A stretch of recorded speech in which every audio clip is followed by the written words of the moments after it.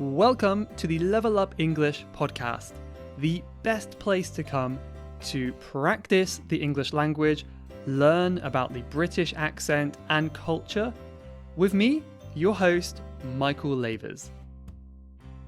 Hello, English learners. Welcome back to the podcast. How are you doing? Hope you're doing well today. My name is Michael, and you are with Level Up English.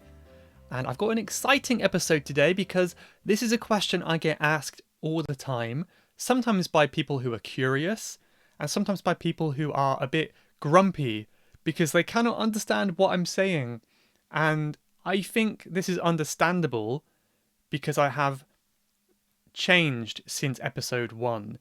If you listen to episode 1 of the podcast, you will hear my voice is probably a bit slower.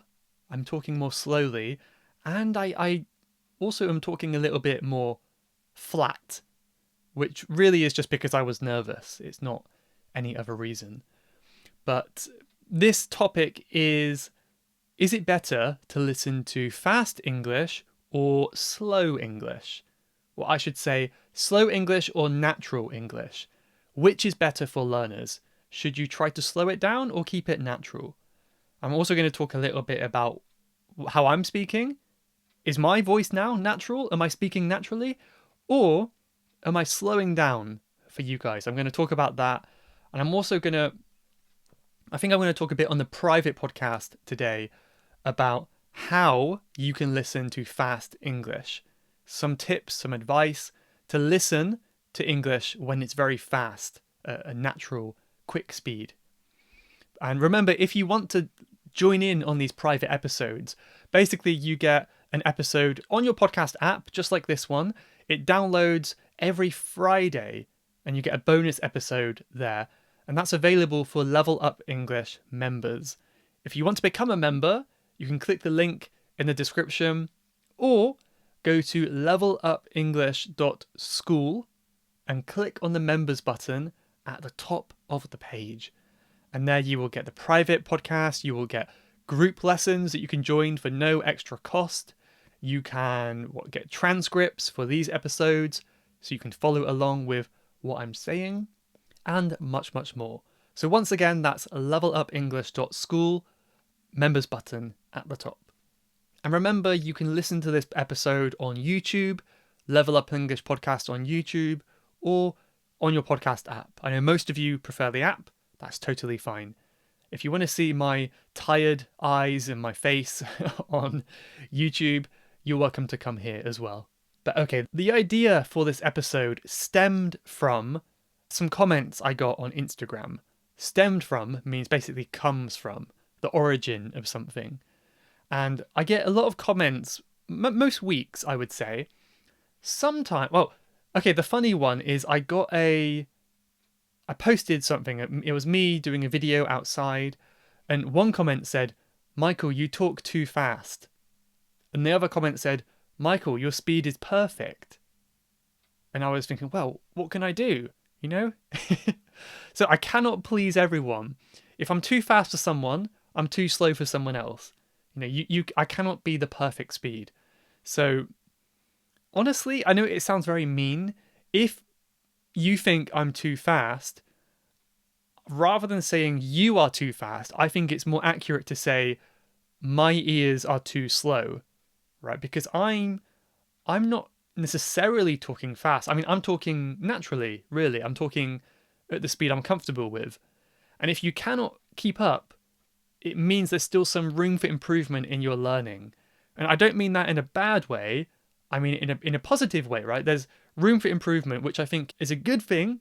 You know where to improve, you know what to work on, and have that positive mindset. It's not something to feel bad about. But I think generally in life, when we can stop blaming other people, it becomes easier to work on ourselves, doesn't it? When we can say, I'm the one who can improve. When we admit that is the problem, then it becomes easier, right? But okay, my personal philosophy on this platform, on the podcast, on my YouTube channel, is to provide natural English. I want to kind of provide natural English. I'm going to make some mistakes. I'm going to say things that might sound a bit weird. Mostly I'm going to try to speak clearly and, enunciate, which means to say syllables in a clear way. So I don't tend to say things like water, I'm drinking some water, or butter, something like that. I want to kind of say water, butter. And to be honest, I usually do this in my normal life with my friends. I'm not a big fan of saying water. It's a little bit lazy, right? I will say water. I think it sounds better for me, and it's also easier for you guys to hear as well. So I try my best to enunciate and speak clearly because I'm on a podcast and I feel like I should speak clearly on a podcast, but I don't really slow down so much. I try my best to speak to you guys how I would speak with my friends naturally, and I feel like it's a fair thing to do. Because one thing that I have had before is when I've been listening to like a Chinese podcast, I've been like, wow, I can understand everything. This is amazing. I can't believe I can hear. And then I realize it's very, very slow. And I listen to a natural speed and I feel so demotivated. Like, oh, I thought I was good. It turns out it was just a really slow podcast. And it's really demotivating to hear that. So I try my best to speak naturally. This is actually why I do provide transcripts. I put a lot of work into them, which is why they're for the members. But I think that really can help is to see the words I'm saying highlighted as I'm speaking, and it really helps to train your ears to catch that speed. I'm going to come back to that later on the private episode, actually, because that's one of my tips. So if it's difficult for you to follow my voice now, if you understand not everything, then that could be a good thing, right? If you understand 10%, that's going to be very hard. If you understand 80 and 90%, I think that's fantastic. It's really good because if you understand 100%, it's too easy, right? However, I do sometimes think it's important for learners to get practice listening to slower English. Especially as a beginner, I think as a beginner, it can be nice to gradually work your way up. Start with some slow English to help you get the structure of the language, to help you hear the vocabulary. But usually, once you get that basic structure, once you get the basic vocabulary, it's a good idea to listen to more natural speeds, I would say. If you are a beginner, my podcast may not be suitable for you. It may not be a good match. However, it may be a good match. It really depends on you. It depends on the person. So I'll give you an example. With Chinese podcasts, I have gone through different podcasts in the past where I started listening to an advanced Chinese podcast. And this is when I was a beginner. So from day one, I was listening to advanced Chinese conversations. And on the first day, I understood nothing. Literally nothing. It was just like sounds. It was really, really, really hard to pay attention for the whole 45 minutes or whatever it was because I just didn't understand anything. However, gradually, as I learnt more and more, I could understand words. So I think at the beginning I would understand he, she, and these basic words, right? In Chinese. And then I learnt more phrases. I understood some nouns, some verbs, some adjectives. And then as I listened more and more, I got, oh, I understood that whole sentence. I didn't understand the rest of the conversation, but I got one sentence. I really, really focused on these wins, on these little successes I had. And that built some momentum to help me keep going and stay motivated, right?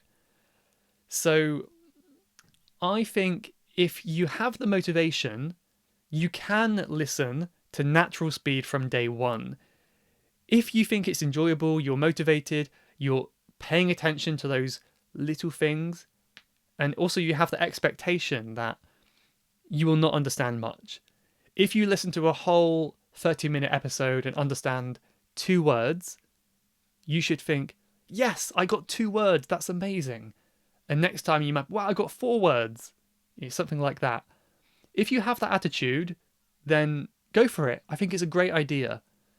However, I think for the majority of people, for most people, it's going to be very challenging because most of us are not wired that way. We don't have minds that work that way. And for most people, it probably is a good idea to start slower and gradually work up. Again, you don't want to make it too easy. If you understand me completely, it's probably too easy for you. However, please don't go. Even if you do understand me completely, maybe you still enjoy what I have to say, right? Please stay with me. But yeah, so think about what's good for you. Think about what you enjoy. But one key aspect is focus on those successes. And that's going to be the motivating thing to make you go further. So the big question now, I've kind of already hinted at this, but which is best? Natural English or slow English listening? In my view, it completely depends. So let's talk about the benefits of listening to slow English. Slow English can be great for understanding sentence structure and understanding each word. Okay, is that a bit boring? It might be if you're used to my normal speed. So it's really good for understanding the structure of a sentence, learning that grammar, the vocabulary. You might pick up on interesting grammar along the way, and you might hear some words that you would have missed if the person was speaking quickly, right? So for example, if I'm speaking slowly, I would say, I would have missed the bus. And you can hear would have. If I speak quickly, I will say, I would have missed the bus. And you can't really hear the have there. You can't really hear that. So it's very difficult to catch some words in natural speech. If you're more advanced, you know based on the grammar that there's a uv, which is have, a would have, right? But if you're a beginner, you don't know that. So that becomes a bit more challenging. What's also important to keep in mind, which I need to remember as a teacher as well, is that slow English can be great for motivation. So as I said before, when you can understand an entire podcast episode in slow English, you feel amazing. You're like, wow, I understood everything. That was amazing. Like, okay, yeah, I know it was slower, but I'm doing it. I'm listening to English. It's such a good feeling, isn't it? But then, of course, there's going to be a bit of a scare when you level up to a harder one, but it is a very motivating thing. Some of the benefits for natural English speed is it can be great for hearing other things such as connected speech. For example, how pronunciation changes when we talk quickly. A simple example, slowly I would say, I want to go. Quickly, I'd say, I want to go. Right? So no one really says, I want to go. We say, I want to go. It's much more common to say that. Another good example, I went to the park. Understandable. If I say it quickly, listen to how it changes. I went to the park. I went to the park. So went becomes when. I went to the park. To becomes t. It's a totally different sound, right? Totally different. I went to the. I went to the. So natural English like this will help train your ear and maybe your mouth as well to speak more naturally, of course. If you're learning English as a beginner, slow English is great for picking up those phrases. If you want to speak to people more naturally, listen to more natural English and you'll get those sounds right. I went to the park. It will prepare you more for the real world. So if you find natural English fun, then go for it. Definitely do that because it's much more realistic to how people actually talk. But if you find it demotivating and difficult and it brings you down, then consider sticking with slow English because I believe the first priority is always making English fun. If it's not fun, then you need to change something, in my view. I mean, as I said before, it can be difficult to feel motivated with fast English, natural English, but if you focus on those little successes you have along the way, that's a much better way to keep that motivation alive. And, as I said before, my transcripts are a great way to do this. I think it kind of bridges that gap between getting the structure and listening to natural English. Because I will say things like, I could have went to the park. So I'm saying it naturally, but the transcript is highlighting the word as it should be. I went to the park. So it's a really good way to get the best of both worlds, I believe. For members, they have access to all the episode transcripts. So as I'm talking, it highlights the word that I'm saying. You can search for words, you can go back and up and down in the transcript. It's really, really amazing software. And for non-members, I also post clips on Instagram. So if you go to my Instagram page, English with Michael, almost every day I post like a 30-second clip from these episodes, and it's got the subtitles that highlight the words as well. It's taken from the transcript.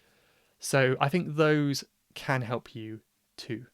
Another good tip is that don't forget, you can often slow down audio as well on some podcast apps.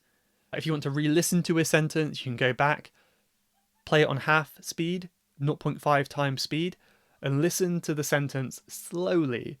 And I think that can be very helpful as well.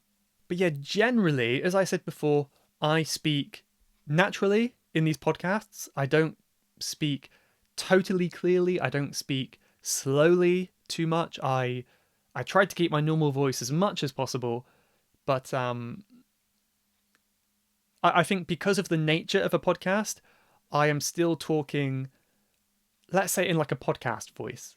So I try my best to keep it natural, but because I know my voice is being recorded, it's not exactly how it would be when I talk with my friends. There's a small difference, I would say. I think on the private podcast, I try to make it more casual. I don't use any video on the private podcast, it's just audio. I tend to kind of sit back a bit more, put my head on my hands and talk a bit more casually. I think I don't really have a big plan on these podcast episodes, so that helps me talk more casually. I might make a lot more mistakes as well, which makes it more challenging. So the goal with the private ones is to show you a harder version of these podcasts to listen to. But I think you'll see that there isn't much difference. You probably won't notice a big difference. But yeah, on the private episode this week, I'm going to be talking all about how to listen to fast audio. So some tips and advice to listen to fast, natural English. I've mentioned a couple already, but I'm going to go into more detail on Friday. So I hope you guys enjoy that if you're a member. By the way, I just want to mention this because I haven't had a question for quite a while. If you have any questions for the podcast that you would like to submit, then please let me know. If you go to levelupenglish.school/podcast, you can leave an audio message for the podcast. So send me some audio, record yourself quickly with a question about English, about whatever else you want to know, and I will consider making it into a topic on the podcast. And I always say, don't worry if you're not confident with your English.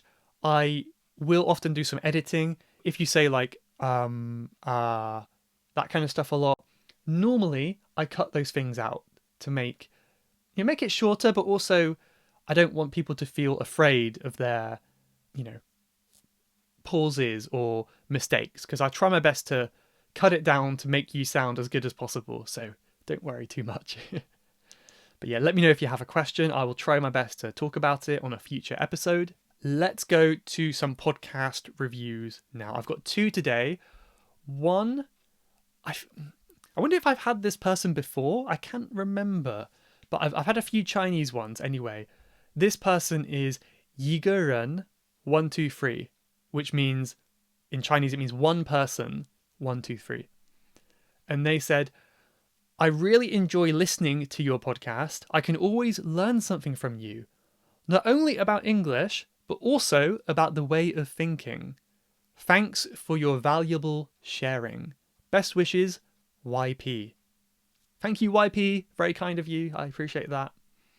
One more here from Fateme2112, who says, I was born and raised in Iran. I am learning not only English tips, but also a lot of psychological, life, and cultural materials, and new websites and apps which were unfamiliar for me from your podcasts. That's amazing. Thank you. That is my goal. I want to share not just English learning tips, but everything. I hopefully that is successful and you're enjoying it. But thank you, Fateme, for that kind 5-star review on Apple Podcasts. I think we can end now with a quote from Instagram. I want to talk about this one for a little bit, but you might know every Friday I post a picture from my life. People might not really care, but usually this is something like a beautiful view, somewhere I'm traveling to. Just if you want to kind of know what I'm up to, there's a picture. And in the description, I will write a bit about the picture so you can learn about this place, this part of the culture, whatever. And also, I include a quote as well. So you can look at the picture, enjoy the quote. It's a nice way to start a Friday, I think. Start the weekend. So this picture is it's another one from my last day in London. I took quite a few on my final day, and I've scheduled them to post for a few weeks. So there's a lot of London ones here. But this one is from Primrose Hill, which is a beautiful hill. It's kind of connected to Regent's Park in the kind of north of London. And it's a beautiful hill because it's quite a high lookout point in London. And on the horizon, you can see like the entire skyline of London. It's beautiful. So in this picture I'm looking at now, if you zoom in, you can see the Shard. The Shard is the tallest building in Western Europe, the very pointy one.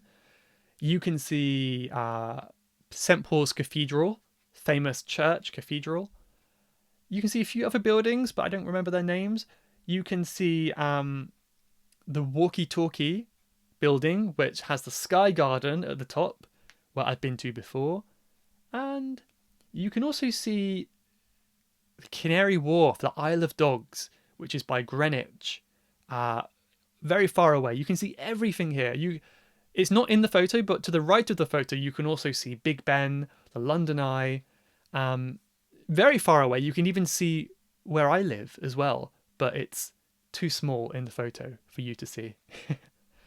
But yeah, it was a beautiful view to end our 2 years in London, and yeah, it was an amazing way to end our time there.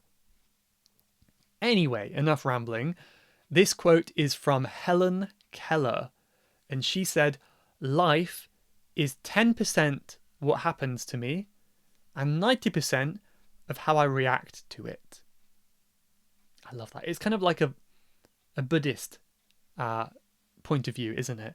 Helen Keller, I don't know much about her, but I believe she was blind and deaf, right? So she couldn't see or hear, but she was still very positive. I suppose she did a lot with her life.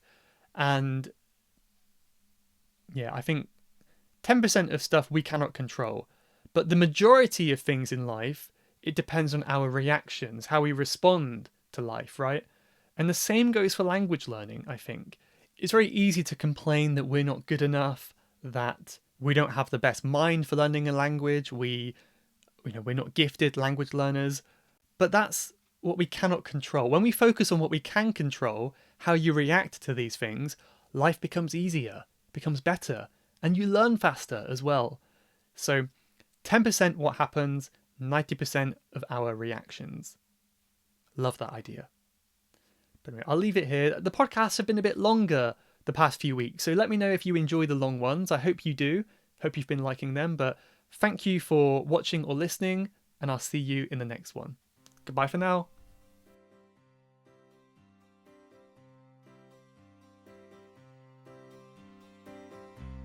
You have been listening to the Level Up English podcast. If you would like to leave a question to be answered on a future episode, then please go to levelupenglish.school/podcast. That's levelupenglish.school/podcast. And I'll answer your question on a future episode. Thanks for listening.